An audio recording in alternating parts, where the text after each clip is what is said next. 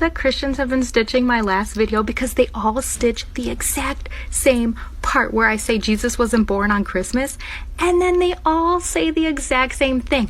We know that Jesus wasn't born on Christmas. Way to teach us something new, atheists. It was a pagan holiday, and now we observe it as Jesus' birthday because we have taken over. We have conquered the pagan holiday. You don't get to do that. See, your book in Deuteronomy 12:31-32 says that you are not allowed to take pagan holidays and then repackage them as gods. Also, the only people that celebrated birthdays in the Bible were the bad guys. That's why there's no specific date given for Jesus' birth, because it's not supposed to be observed. So, way to prove to me that you are even more biblically illiterate. Sit down. You are out of your league.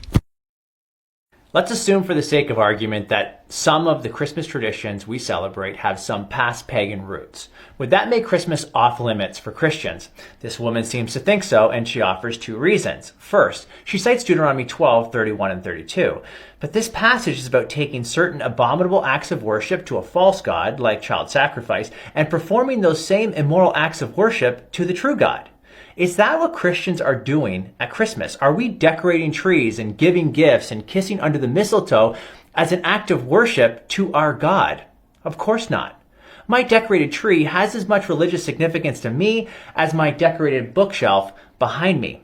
Simply put, these are Christmas traditions, not religious ceremonies. And that's an important distinction. Paul's teaching on eating meat sacrificed to idols is relevant here. Some Christians were worried about eating meat sacrificed to pagan idols because that would be an act of pagan idol worship. But Paul says there's no power in the object itself. So the mere act of eating pagan meat isn't an act of pagan worship. Likewise, the mere act of decorating a pagan tree isn't an act of pagan worship either. But if you're not convinced, don't do it.